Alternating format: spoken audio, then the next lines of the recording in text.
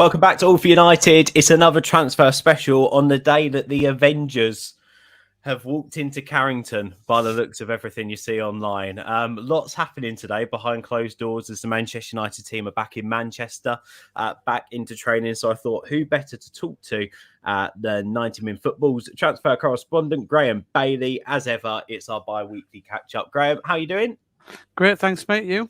Yeah, all good. It seems like there's a lot of coverage on what other sides are doing at the moment, but United have gone a little bit quiet. Is that a fair assessment? Well, you know, they're being patient. You know, I did a piece, I forget how much now, over the weekend or even last Friday or something like that, where on De Jong, where United have been patient. You know, De Jong's appreciating, its pursuit of him and the way they're doing it professionally. They're not coming out and mouthing off about certain things, and I think we have to respect the way, in some ways, United are doing these things. They are busy. They're doing lots of things. Antony, there'll be a story going up on 90 Min today about the pursuit of him, which is still a pursuit. They're still trying, and I think they will get him. But there's another month to go in the transfer window. So although it's one of these where the Premier League season is starting next week, it seems early, but there's still a month of the window to go. We're doing, I think, at 90 Min, we're doing our predictions on the transfer table, the end table, Ben. And yeah, I've done mine based on the end of August, start of September. If I did it now, it'd be very different. But you have to presume people are going to get some of their work done. Yeah, and some of that work that we've been speaking about, Antony and De Jong, you personally have been discussing with us for the past month or so. So clearly a lot of groundwork has gone in there, and this isn't the end of United's transfer window. Plus, we've got a few outgoings to speak about in terms of Eric Bailly and Brandon Williams that sort of both come to light over the past few days. But let's start with what's happening at Old Trafford today. Ronaldo's back. Ronaldo's been pictured entering Carrington with George Mendes. Richard Arnold's there. So Alex is there. Eric Ten Hag is there. What is happening today, Graeme? Yeah, obviously there's a bit of a summit going on. I don't think it's necessarily, well, it depends where you're coming from on Ronaldo. If you want him to stay, I don't think it's necessarily great to see George Mendes with him. I think that tells us a lot. I think, I don't think Ronaldo's changed his mind. I think he wants to leave. I don't think that's changed. Mendes has been working behind the scenes. He's doing work. There are clubs who still want him, and there's some clubs publicly who say not. But I firmly believe by start September Ronaldo won't be at the club. I don't think it'll matter what Ten Hag says. I don't think it's not an anti-Ten Hag thing. It's not even an anti-United thing. It's just Ronaldo wants to play at the highest level in the Champions League. And let's not forget that. I don't think he's really agitating for the sake of it. I think he wants to play that Champions League football. And United, do you really want to keep him if he's not happy? I know some are fairly happy with Anthony Martial, but if you do manage to get the Antony situation finalised, which I think you will, then you've got an Antony, Sancho out wide, maybe Rashford or Martial through the middle. That's not bad. You can get through that. Ideally, I'm not a huge fan of Martial. I think he's way off the pace, but having him as backup to Rashford might work. Especially if you've got Antony on that right and Sancho, there can be two world beaters on the day. And yeah, but it depends where you're coming at it from, Ben. If you really want Ronaldo to stay, you'll want them to keep him. But I don't think you want to keep a really unhappy Ronaldo, and he wants to play Champions League football. And I think that will win out for him at the end of the day. I think it may come out saying he's willing to try it, maybe, but no, I still don't see Ronaldo staying. I really don't. We'll talk about his options in a second. You were quite open last time we spoke in saying that obviously your personal opinion is he will probably leave, and the reasons as to why I wanted to leave. But also you were quite forthcoming in the fact that from what you're hearing, United are quite staunch in the approach that they're keeping Ronaldo. Has that changed at all? No, we'll probably hear a lot more today, Ben. This meeting. Let's see what Richard Arnold says to George Mendes, etc. I think, will he say to him, we'll leave if we get a good enough offer? Will he offer this loan deal that is being mooted? I think this one mainly, I've just been on Talking Transfers, our 90 Min podcast. We're talking about this. And I think a loan deal would appeal to the foreign clubs. It would help Atletico Madrid do it in theory. It would give Ronaldo an extra year at United. It would allow maybe a buy-in to do it. I think if he headed to Chelsea, don't get me wrong, I don't think United are going to loan him to Chelsea. They wouldn't need to anyway. We'll come on to Chelsea in a minute. But I think if for a deal like Atletico to help them get through a few issues in terms of financial fair play, it might work, and that might be the best for all parties. If I was to let Ronaldo leave, I wouldn't. If I was a United fan or United administrator, I wouldn't want him to go to Chelsea. I want him to go abroad. So if you could facilitate his move abroad, I think that's the way to do it. But we'll see. Yeah, I think it's interesting with George Mendes being there. And like you said, I think it's quite significant. I think it gives me the sort of the feeling that there's business being done today, whatever that business is. Ronaldo turning up with George Mendes, it isn't just a natural player sitting down with manager to say, I want to leave scenario. Yeah, it's not one saying, I'll give it a chance, I'll stay and play. No. Why would Mendes be there for Ronaldo to say, I'll give it a go? I mean, again, we can pluck theories out of left, right, and centre. But I put online earlier on. I've got a slight suspicion. We know that there's a year in Ronaldo's contract. There's an automatic year extension in Ronaldo's contract. I've got a funny feeling that that this could all be part of the play that gets activated and he goes on loan this season. But with that happening, I still don't know whether I'm happy with that as a fan. Like I don't. Why would we let him go for a year when United are not rock bottom, but we've had our worst season in I don't know how long. All of a sudden our star centre forward wants to leave the club when we're trying to rebuild it, and then bring him back should we end up in Champions League football. Like for me, I don't know. I'm not comfortable with that. It doesn't ring true, does it? Really? I said the only, the compromise is stopping him going to Chelsea. Maybe might be the option of loaning him to Atletico or even at Bayern Munich. I know Bayern Munich can say a lot, and I know they've just signed the young lad from Rennes in France, but I still think Ronaldo makes an awful lot of sense for Bayern as well. And let's face it, Graeme, sorry, for a club like Bayern or Atletico Madrid, taking Ronaldo on loan is a much easier sell to the fans than that we've given him like a 1-year contract on X amount of money, or I think they would have to pay the whole. Of his wages. So it's a good United, if you extended him, sent him out on loan, it doesn't cost United anything. That's another way of looking at it, Ben. Yeah, it may not be a loan fee, but all his wages will be covered. But will it? We've seen how United have dealt before with getting players out of the club and sending them on loans. And obviously for United, this will have to be a term that they put in place. So if you want to go Ronaldo, then a club needs to come in. They need to pay your wages. I would be really frustrated to see Ronaldo go to a club and we end up covering or financing. No, I don't think that'll happen. No, I think United was stung by Martial's loan spell at Sevilla last year, where they allowed him to pick it. And it was a disaster.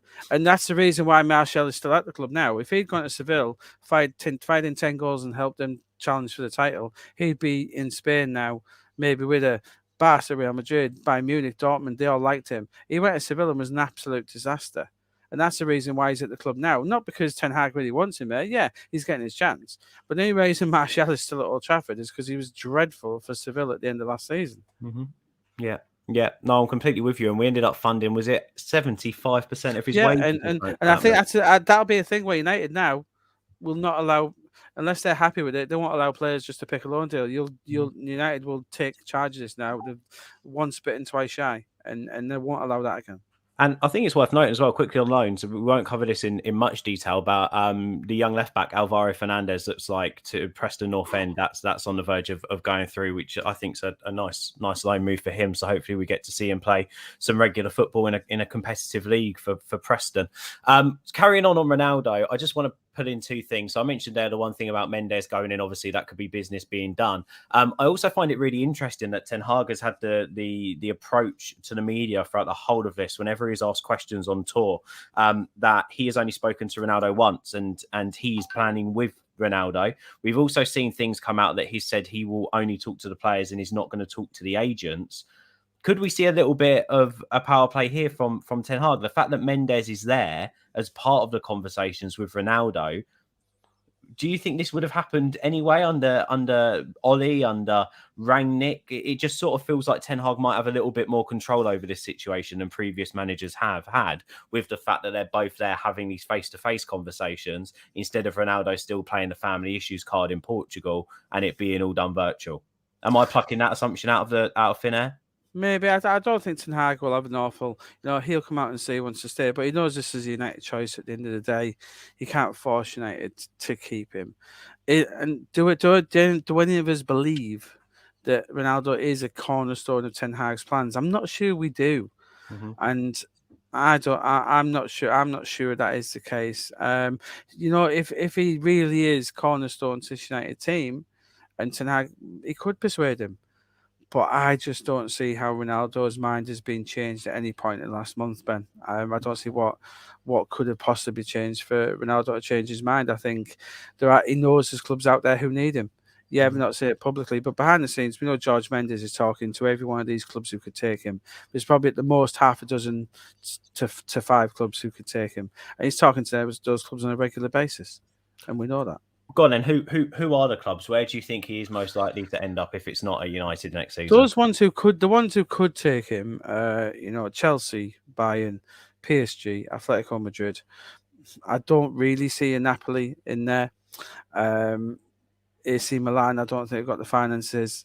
Inter Milan, they lost Dybala. Let's not forget that. So I'd say those are your clubs who could take him, could offer Champions League football, and I at the moment it looks between Atletico and Chelsea. I wouldn't rule buying up the situation. Inter can't do it themselves. I'll correct myself there. They've still got the Alexis Sanchez situation. They can't get rid of him. If it did, then they've lost Dybala because of that situation. They may emerge as a contender. You never know. But no, I'd say between Atletico, Bayern, and Chelsea is the main 3 at the moment. Yeah, Atletico I think would be his ideal destination just because of ideal for the fans. I think ideal for the fans. Well, I think as a player and what the team could offer, I think Chelsea is, you could suddenly be a team challenging for the Premier League title. Yeah, I can't see United unless Chelsea come in with some sort of permanent offer to take him away. Oh, they would. I think, but from my understanding, Todd Boehly would love him. He's got the contracts lined up. He's ready to do a deal at any point. Todd Boehly. I don't think that's an issue for them, Ben. And I think Thomas Tuchel obviously isn't that keen. Now, I don't think Thomas Tuchel would dismiss out hand. He would rather other options. But I said in 2-3 months' time, if Chelsea haven't got the striker situation sorted, I could see them doing it all day. Yeah. Well, they'll push harder, that's for sure, closer to the window for him if his future's not sorted out by then. But for me at the moment, I'm looking at Atletico Madrid. But it makes sense destination-wise. He still spends a lot of time in Madrid, by the looks of it. He even flew from Madrid to come back to Manchester. So who knows? Maybe there are other talks there. I mean, I know he's been in Portugal recently anyway, so that might have just been a connection. But still, get in the comments. Where do you think Ronaldo will end up? Will he stay? What are your thoughts on that? Hit a like on this video and make sure you subscribe as well, because there's still business to be done. I don't know if the De Jong deal is moving at all, Graeme. I saw something the other day that Barcelona never accepted Manchester United's proposal and that ultimately it's still down to the player. I've seen Xavi wants him to be their backup centre-back next season. They want him to take another pay cut. I mean, this is starting to get a little bit demoralising for the player, isn't it? Like, it's what a horrible situation to be in for a boy who dreamt of playing for that club his whole life, and now he's in the situation he's in. You can't blame him for sort of being on his heels a bit, can you? No, and obviously we've seen reports of them wanting to take a pay cut, which doesn't make too much sense, because if he took a pay cut, that would help Barcelona. Then basically he would be paying for his own wage deferral, wouldn't he? Which doesn't make any sense. De Jong is just being professional. He's doing what is being told of him. He's not disobeying Barcelona in any way, shape, or form. Barcelona need the money from Mr. Young, so we know that. They can pull as many financial levers as they want. They do need some money through the door as well. They need his wages off the bill. And from what I've been told as well, De Jong is very thankful to United for their pursuit, the way they're doing it, very professional. Ten Hag is talking to him on a regular basis. We know that. It's well documented that he's talking to him. And rest assured, United would not be talking to Frankie de Jong, Ten Hag, from that very first moment he spoke to him about moving to United. If he didn't think he wanted to come, you wouldn't still be in for him now. And it is, unfortunately, I think it is a waiting game still, Ben, for this. We're waiting to see. It's a Mexican standoff. Barcelona, they're in for Koundé. They signed all these players and they still owe De Jong all this money. De Jong doesn't want to leave Barcelona with them owing him money, because, put it quite bluntly, he doesn't trust them to pay him. So There was quite a popular Spanish journalist who was quoted the other day who's been quite quiet on this because he's very, very much mostly in the Barcelona press. I can't remember what his name was now, but he works for one of the big outlets. And he turned around and said that apparently player registrations in La Liga has to be in by August 14th. And at the moment, there is absolutely no chance Barcelona can register all of their new players. So over the next couple of weeks, it's obviously going to be quite pivotal. We've spoken before how even the players that they're looking to the likes of Titi, obviously Lenglet's gone to actually gone to Depay's been offered around, Depay's being offered around, etc. De Jong's still such a massive wage on those books and potential financial investment for them to bring in that ultimately he is their more or less their only option to sell right now, isn't he? To be able to get those players on the books. To make a good profit and to bring money in, to bring cash in, he's the big one. Yeah. You know, the Braithwaite's as well, as I said, Titi, so even Serginho Dest, not going to make a huge amount of money off these players, but De Jong, is a huge transfer. Well, they're in a similar situation. In terms of wages and fee, he'll probably be the biggest in Europe this summer. Well, even like Braithwaite, right? You mentioned him there as an example. You know, he's probably on what, 80 to 110 thousand pounds a week at Barcelona. And he was on over 200. Yeah, it's it's basically a back catalogue of where Barcelona have gone wrong before. Well, it's a similar situation that United are in now, where we can't offload players for fees. Example, Dean Henderson, because of the wages they're on. So Barcelona, if they're going to get rid of a Braithwaite, it's the Phil Joneses as well. There's the Lindelofs, it's the Bays, etc., who are on huge significant wages, and if they weren't on those wages, they wouldn't be at the club anymore. Yeah. So they've got De Jong. De Jong's got to go at some point, but who knows when that's going to happen. We'll wait with you. I'll hold my breath on that, shall I?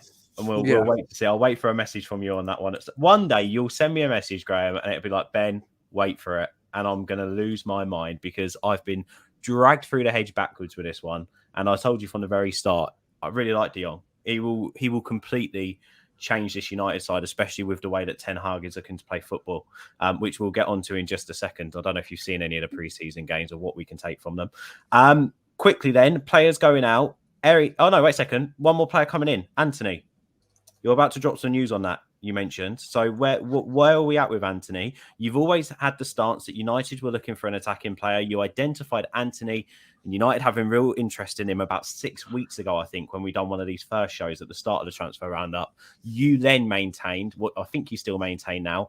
Ajax don't have to sell. So United have to come in with the right offer. Is that where we're at? Yeah, obviously they don't have to sell. They raised an awful lot of money. They are willing to sell. The player wants to move. The player wants to go to Old Trafford. We do know that. Chelsea are hovering. Chelsea like him a lot. And the asking price is 80 million euros. We think currently United are around the 70 million euro mark for him.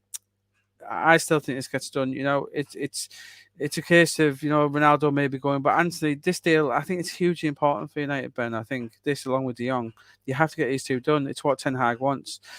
As I said, if you have Antony in that final third with Sancho and then maybe Rashford or Martial down the middle, it's a very potent front three, impressive looking front three.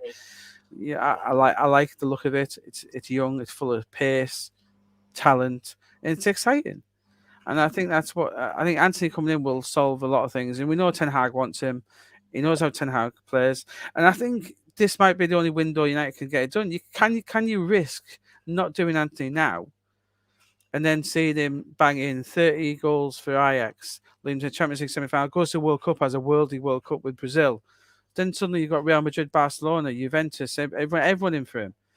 Mm-hmm. So I think you can't take that risk. Look what Chelsea happened with Tuchemani last summer. They decided not to do it. They thought it was a bit too much at the time, thought he could wait. And then look what happened to them. It's a similar situation. I think if and it is a risk, obviously, but it's a player who Liverpool like. And I think that's always a good guide at the moment. If Liverpool like him.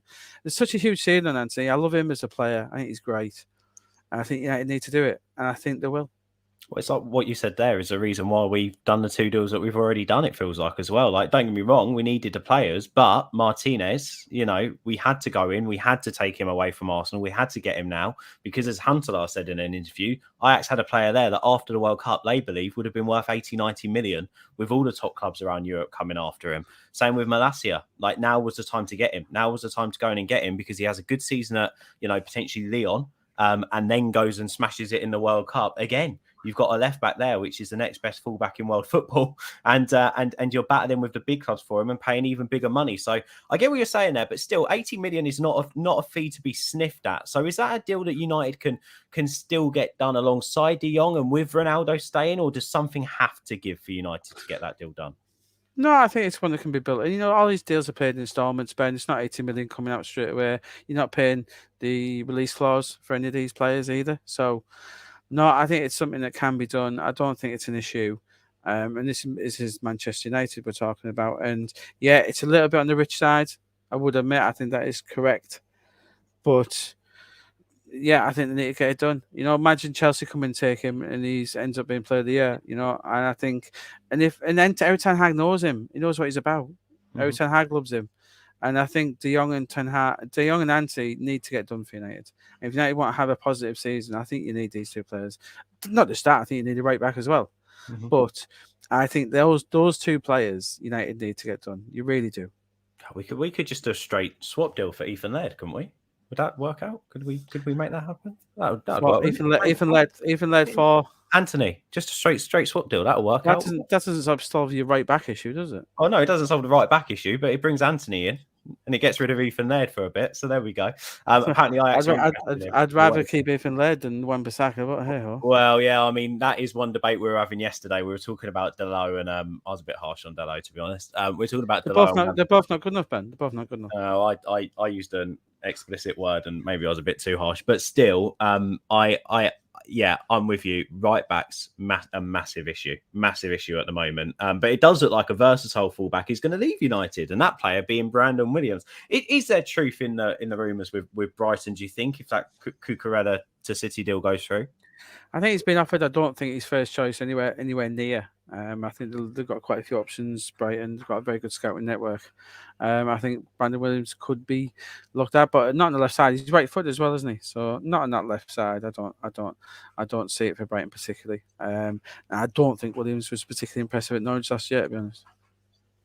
I'm with you. I completely agree. I think it's a very interesting transfer. I think the way it sort of, I mean, I don't know where it naturally came from, but quite a few outlets did pick up on it. I think mainly the reason why so many people picked up on it as a great potential deal was mainly for the price United were potentially going to get for him. Like 10 million plus 5 add-ons is, I mean, you'd snap their hands off, wouldn't you? Never say never. I think Brighton are a bit better than that in the transfer market. I think they've got a lot of people out there. There's a player called Destiny Udinese who they like to. Tottenham also. I think he's probably more likely signing for Brighton than Brandon Williams. But never say never. They do like young players, like players who can play football, which he clearly can. But yeah, I'd be surprised if he was. I wouldn't surprise me if Brighton signed him. I'd be surprised if he was a direct replacement though. One for me to, I done some digging the other day on Axel Tuanzebe, and my one to watch is Tuanzebe to is it Trabzonspor out in Turkey? Like a lot of the Turkish media are picking up on that, but apparently he doesn't want to go to Turkey. So we'll wait and see. There's quite a lot of defensive options who could go out. I think we will see. We will see some of these options. We know Fulham have looked at a few United defenders, but I think Bay's almost played himself into reckoning under ETH quite a bit. Did you think it was like a rumours breaking the line from Demartio that Roma are very much in talks with United? Yeah, I think they like him. I think they're open to a lot of these players going out. The Lindelofs of this world.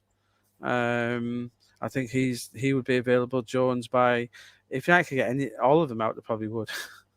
I think it's interesting because I was saying this to a friend the other day. I really do think that Ten Hag potentially even looks at fitness within some players as a way to position them than even sometimes quality. And I think that's why he was keen to bring Lisandro Martinez in now. I don't think he fancies Varane.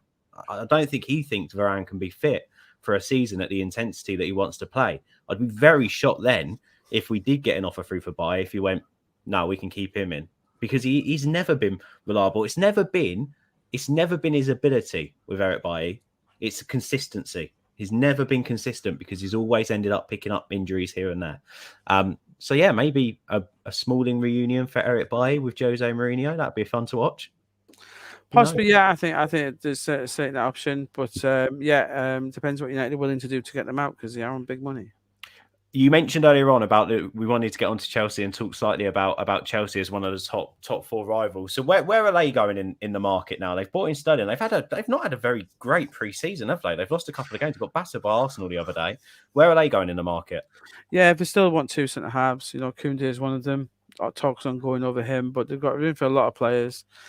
Upamecano, Torres, Gvardiol, Skriniar, Pavard, doing for a lot. They'll get a bit done. By then, I say I'm doing a piece at the moment for pre-season predictions. If we're doing it now, I probably wouldn't have Chelsea in my top four. But I think the squad they'll have by the end of the window at the start of September, I think will be very different to now in terms of what starting talent they've got. You fancy Broja? Is it Broja? I don't know. No, not in the slightest. Not in the slightest. I saw him a few times to Southampton. Newcastle? No, I don't believe so. You just went into no. He's not good enough. He's not better than Callum Wilson. So what's the point? For Newcastle, Newcastle would do a bit. They need to do bits on the right and centre forward. I have actually got United. Newcastle is finishing. I've had to stick with this. I'm putting my neck on the line for Newcastle in that I think Bruno will be one of the best midfielders in the Premier League next season. I've got Newcastle. I think Bruno Fernandes will have a great season next year. Guimaraes, not Fernandes. Not Fernandes, definitely not. Guimaraes will be. I've got Newcastle as a top finishing United in the Premier League next season. Go on, what have you gone for them? Can you reveal? We'll have Newcastle in 6th, then West Ham 7, United 8. Wow, so an even further drop off than last season. Man United 8 is we have to now start calling them, because you will no longer be the big United next season. Wow, interesting. So is that what we're changing our name to? All for 8 next year if we finish 8th? All for Man United. No, all for Man United. All for Man United, right? Okay. Well, we'll wait to see if that comes to fruition. Just quickly, have you seen any of pre-season? Have you seen anything that Ten Hag's tried to implement? Not much. I've only seen highlights, mate. I saw the win over Liverpool reserves, which I know you were very happy about.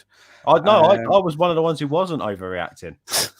They played 3 different teams over half an hour period. Yeah, what were we going to expect? I haven't taken this pre-season that seriously, because teams have been flying all over the world, haven't they? Yeah. And I don't think we'll know the Premier League for another month, for another few weeks into it. But it'll be an interesting start. I think there'll be some shock results based on the fact that a lot of teams haven't got their starting 11s in place. Yeah, no, I'm with you on that. I do, however, I think we can see shades of things to come, but it's being able to consistently stick with that. And I've already seen in a couple of games players defaulting to type. So it's getting on top of that more than anything. And Ten Hag being able to implement his style, which is going to be easier, like you mentioned with players who know him, who will go to war for him and will make sure that they lead his instructions on the pitch. And I think that's why, like you said, signers like Antony and De Jong are quite crucial. Again, concerned at right back and also concerned at 9 if Ronaldo does go. But there we go. If you have any flyers on the wall at Carrington today, Graeme, and you want to update me later on, feel free, mate. Yeah, we'll see what comes about. I don't think they'll be able to keep it a secret for long. Those robot flies come in handy, don't they? Yeah, it's interesting. No matter what happens today, there'll be stories saying the opposite tomorrow, etc. And yeah, I don't think we've heard last of Ronaldo until the window slams shut or he finds his new club. We'll wait and see what happens. Graeme, thank you so much for your time and insight. As always, you can go and follow Graeme Bailey at Graeme Bailey on Twitter, and also go and check out the 90 Min Football Talking Transfers podcast, which is available everywhere. And our good friend Scott Saunders on there as well, who is very much United. Thank you guys for joining me. Hit subscribe, hit like, get in the comments with some of the stuff we've discussed. Make sure you share the video. And we'll be doing another transfer special a bit later on this week as hopefully United start to press that big green button on getting some moves before the season starts. Speak to you in a bit. Bye for now.